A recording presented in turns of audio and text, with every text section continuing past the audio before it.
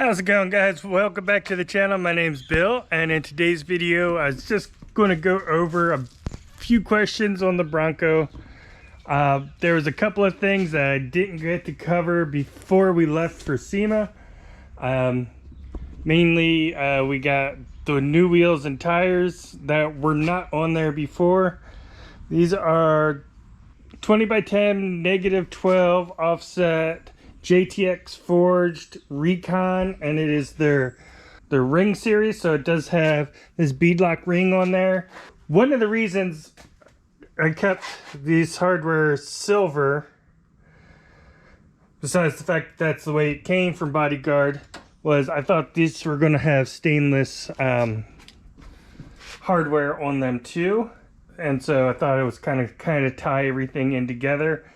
But I got the wheels the day before we left. The tires I ended up getting shipped to Las Vegas, and Off-Road World there actually hooked me up with getting them mounted on there, and they let me use their jack and get the tires on.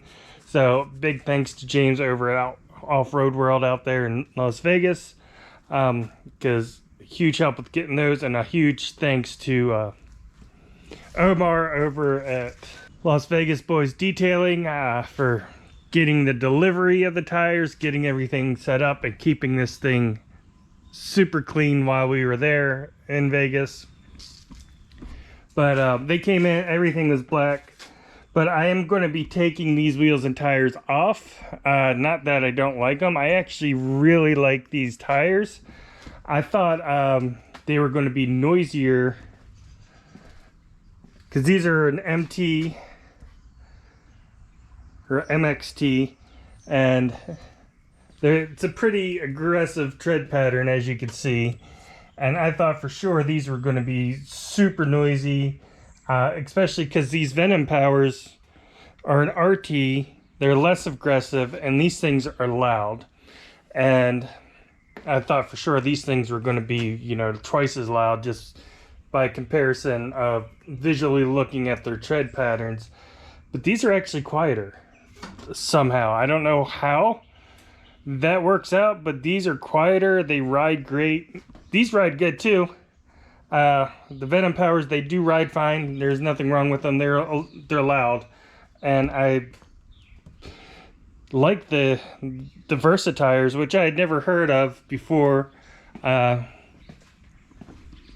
this. So big thank you to them too, because we were supposed to get Nittos to put on there, and they just were not going to get here in time. We're not going to be able to get them on in time. So Versatire stepped in and said, yeah, we can get them to you, and they did. So big thank you to them for stepping in and helping out as well. But yeah, I'm going to be taking these off, putting the old ones back on for a little bit, for a couple reasons. Well, first of all, these do not have TPMS sensors in them, because like I said, it was a last minute thing. We got a handout to get these things mounted. They did balance them real quick and everything for us, so I could drive them home, but I have the TPMS fault the whole time. Every time I start the car, I got to clear the TPMS fault, and it's just a pain. So I'm going to change these, put the old ones back on, because I need to take these off. I'm going to take these rings off. I'm going to paint match those to the car, and once I get those painted and reinstalled, I'm going to take it, get TPMS sensors put in, and then get them rebalanced, and then I'll put them back on. For most daily driving, I'll keep these on. I'm going to use the other ones for off-road, which is something I'm looking forward to. While I was getting ready for SEMA, I missed out on a couple of get-togethers to go off-roading, a couple Bronco meetups locally. So now that I'm back, if I scratch things up, oh well. I think for my when I do go off-roading, I'll just put the old tires on there. Well, the kind of old tires, the Venom power ones, and Ion Alleys ion alloys. I'll put those on. Plus I also have a spare one of these that I could throw in with us. I only got the 4 of these because I knew we were going to have the spare tire delete. So for off-roading, I'm just going to switch back to these, and I definitely want to do some off-roading. I haven't had a chance to do any in a while. Like I said, more people in the area are getting their Broncos, so there's going to be a few meetups, and I want to make sure I have tires on there that I can beat up. So I'm going to put those on. While I have those off, I'm going to paint the bead lock rings, get sensors installed, get them rebalanced, and those will be good to go. And then another thing you might have noticed is when I put these bumpers on, we had this stainless steel hardware. Front bumper has stainless steel hardware, and I caught some pterodactyls or some kind of giant bugs on the drive out here apparently. But if we come over here, we no longer have stainless steel hardware. What do you guys think? You like the black hardware better? And look at it on the bumper.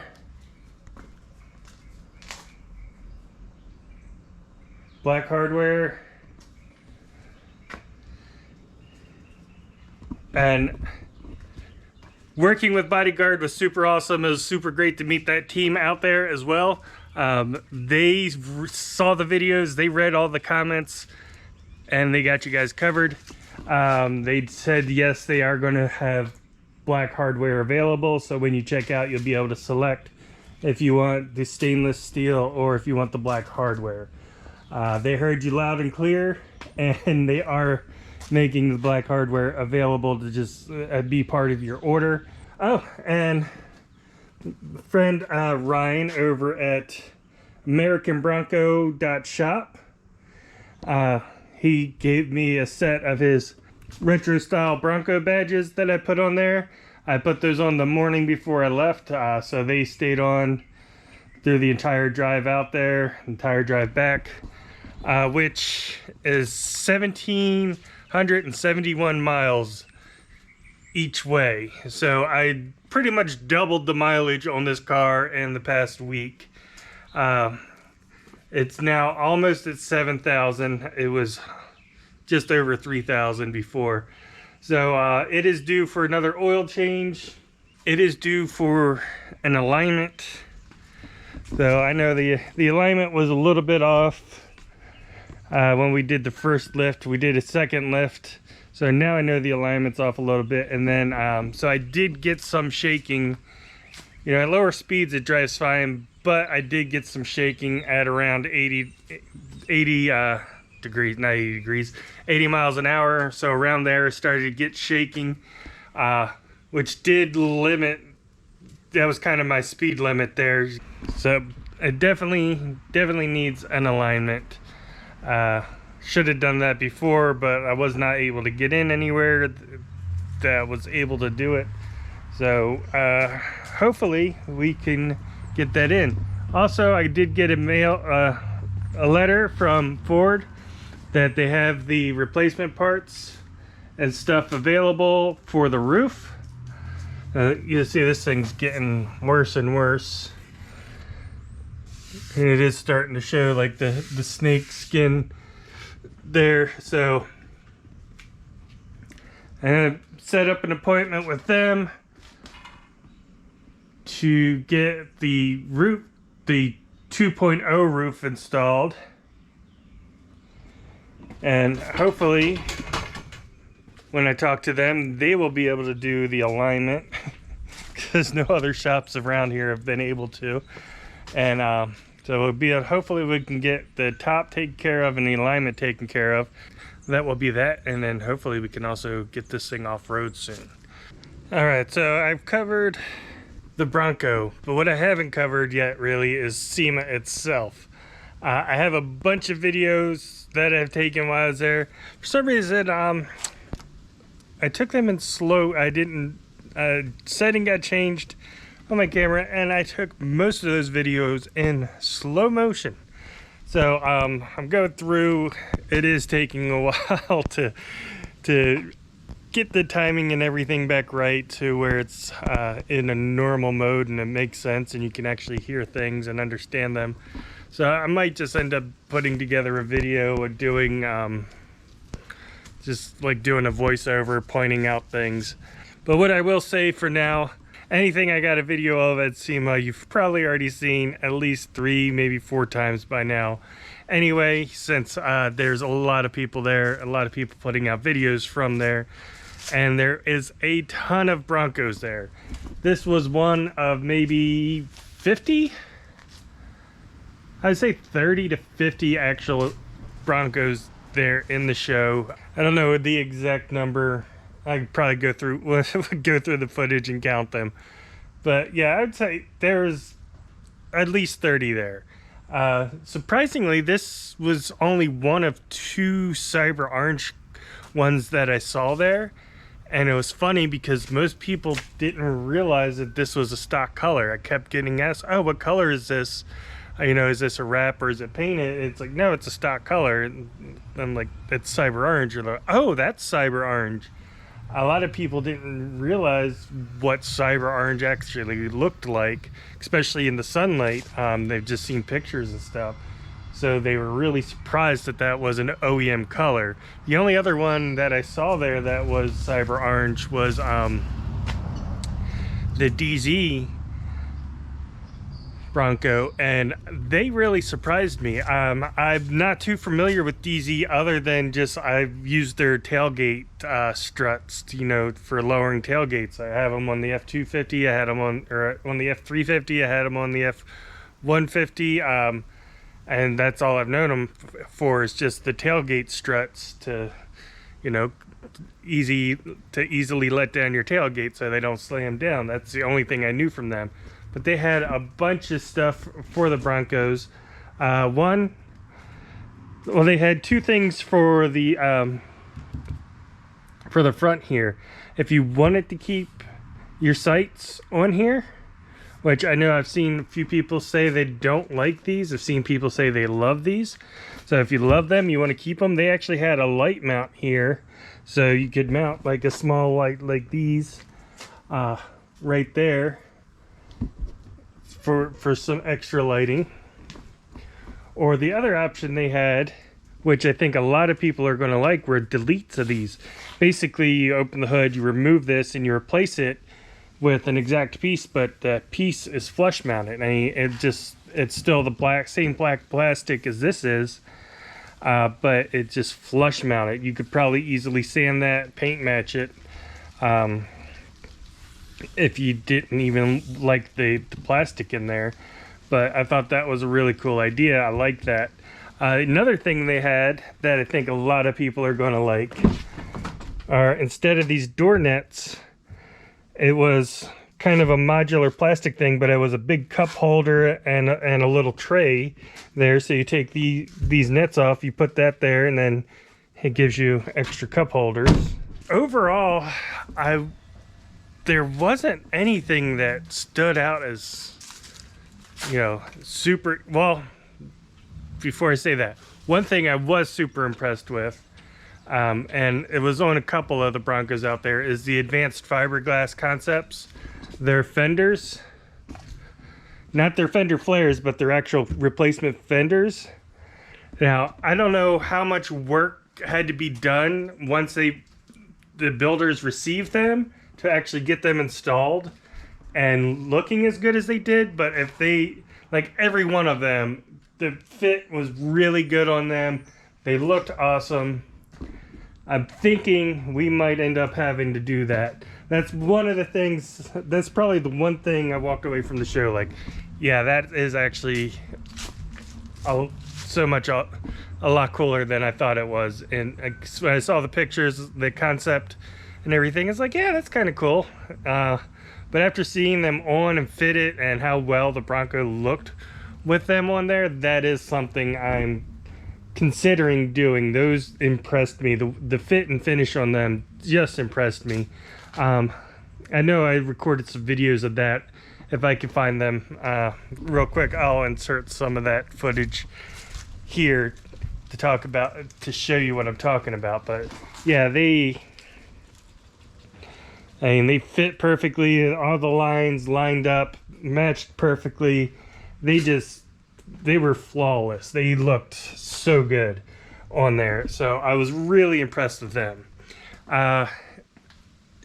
From them, you know, everything else I'd kind of seen already before SEMA. Like, all the suspensions were being built for about 3 to 4 inches of lift. The current drivetrain will work with up to 4 inches of lift, 3 inches if you're already on Sasquatch. It seems that globally, all the different companies that are working on suspension products are like, yeah, we'll do up to 4 inches of lift, and we don't have to worry about doing anything as far as a diff drop or steering components or anything like that. And so most everything I saw there, it's based on going up to 4 inches. Mostly we're in the 3 to 4 inches range. A lot of adjustable coilovers. There was a 9-inch Belltech kit that Fuller had. The other Bronco that was in the other Bodyguard Bronco, the red one. I got photos of us together as well, so I'll put one of those in there so you can see which one I'm talking about. That is a 9-inch Belltech kit. So I'm curious to see.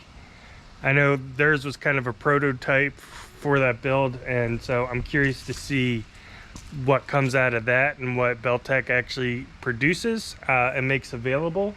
You know, bumpers, rock sliders, stuff like that. Didn't see a whole lot that I hadn't seen previous to SEMA. There wasn't a whole lot of new that hadn't been shown or shown as coming soon. Ones I really liked that I did get a chance to check out in person that I was curious about is the Rec Slide Technology ones, the Power Step. Those seem pretty well built. So that's something I might be interested in looking into as well. I didn't see one single hardtop there. I'd seen a few people that had paint matched their hardtops, and that actually looked pretty good. Those turned out a lot better than I had expected they would. And then Softtops, there's a couple of Softtops. One company, and it's just a guy and his wife, I think. I talked to him briefly, and he had a prototype of a top that he's doing, and it's an electric top. Basically, it's like just a regular soft top. It's got the 2 latches on the front. You do the 2 latches on the front, but then you push a button, it goes all the way back. I liked that it did go all the way back. It didn't stop at top like the Best Stop does. The Best Stop was there, and then the other kind of big thing was Havoc Offroad, which is, I talked to them, and guys, it's actually a Truck Hero company, which they own. You know, they're the parent company for a ton of different brands. I've had issue with one of their brands, Back Industries, with the tonneau cover on the F-150. But I've had good luck with like Bedrug, which is another one of their company, and Superlift, which is another one, and what are the people that make the fender flares? Bushwhacker. So really, out of all their companies, the only one I've had issues with is Back Industries.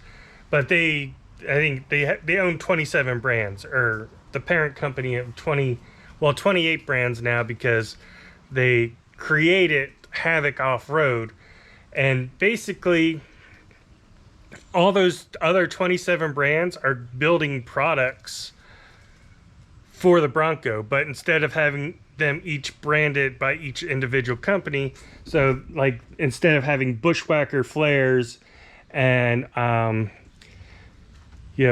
I forget what their metal company is called, Enfab rock slides, and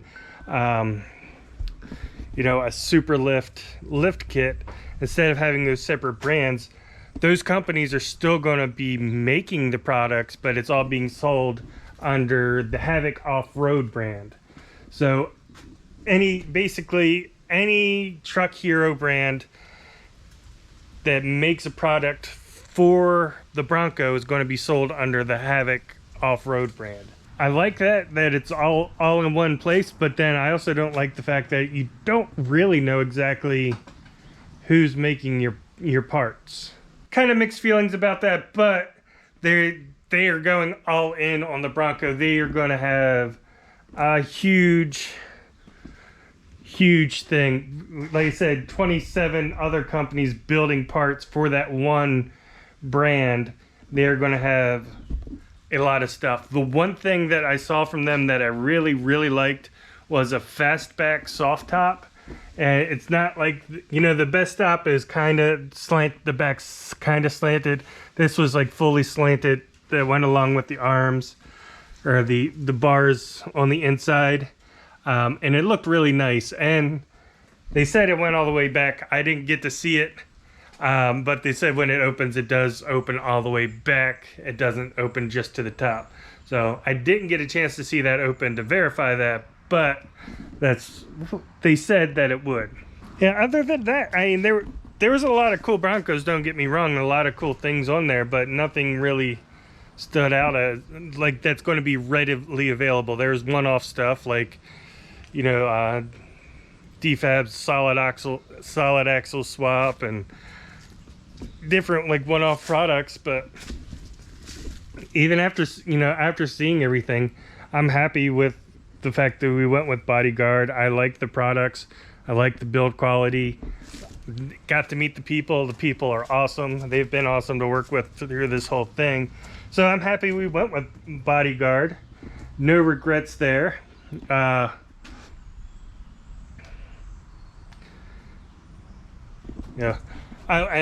One last thing is, from most people I talked to there, I know if you're looking to buy some of the stuff that you saw at SEMA, expect January 1st. A lot of the people I talked to, that was their company's product cycle, was introduce it at SEMA, start doing marketing. SEMA's kind of the introduction of their marketing campaign. They start getting the word out about their products. In December is when the parts actually start getting to retailers, and then January 1st is when retailers and direct to consumer, you'll be able to start buying these products. That way they get the full year. Give it a year life cycle. If it does well, it'll continue on beyond that year. If not, then they will replace it with whatever's coming out for the new year. So just wanted to record a quick update video. Oh, one last thing before I say goodbye. The video where I did all the lighting, which, sorry Ridget for covering you in all the bugs again, but these diode dynamic lights I said I was going to give away, or I might give away or do something. There's a bunch of comments in that video saying that you were interested in them. So if that was you, consider yourself entered in the giveaway. I'm going to go inside right now and we'll get a list of everybody that commented, do a random drawing, and I'll insert that video right here. Alright guys, so I've gone through the comments here on the last video, and it looks like 19 people mentioned that they would be interested in getting those diode dynamic lights. So I wrote those 19 names down. I'm going to go to random.org. Their true number generator between 1 and 19.